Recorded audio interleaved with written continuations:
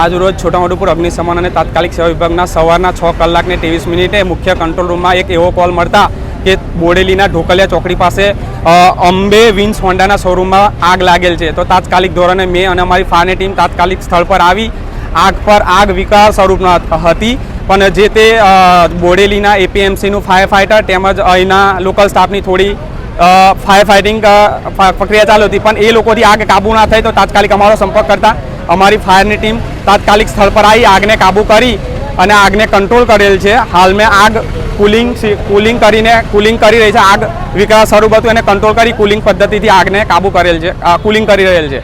અને એ જોતા પાછળ આજુબાજુ રિસ્ક જોતા સંગમ હોસ્પિટલ જે પાછળ પેશન્ટ 6 થી 7 જેટલા પેશન્ટ હતા એ સંગમ હોસ્પિટલના તમામ પેશન્ટોને સેફ જગ્યા પર રિકવર કરી સંગમ હોસ્પિટલમાંથી આપણે જે ફાયર સિસ્ટમ ફિક્સ ઇન્સ્ટોલ હતી એની જરથી રિલે સિસ્ટમ કરી તેમજ નજીકના સ્વામિનારાયણ મંદિરમાંથી પાણીને સ્ત્રોત ઓપ્શન ઊભો કરી આપણે ફાયર ફાઇટિંગ કરી આગને કાબૂ કરેલ છે।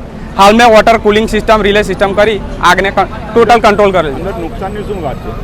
નુકસાન અંદાજિત જે તે અંબે વિન્સ હોન્ડા શોરૂમના માલિક મિલાદ કુમાર તરુણભાઈ ઠક્કર દ્વારા જાણવા મળેલ છે કે શોરૂમની અંદર અંદાજિત 36 જેટલી ગાડી હતી હોન્ડાની, તેમજ ફર્નિચર તથા અન્ય એમના કંઈક સામગ્રી શોરૂમની અંદર હતી, એ તમામ આગના કારણે નુકસાન પામેલ છે। શું નામ આપનું? મારું નામ Yuvraj Goyal, station fire officer Chhotaudepur. Kumar Tarunbhai Thakkar છે, બોડેલીનો રહેવાસી છું। બોડેલી ઢોકલિયા ચોકડી પર અંબે વિન્સ હોન્ડા નામનો મારો હોન્ડાનો શોરૂમ આવેલ છે।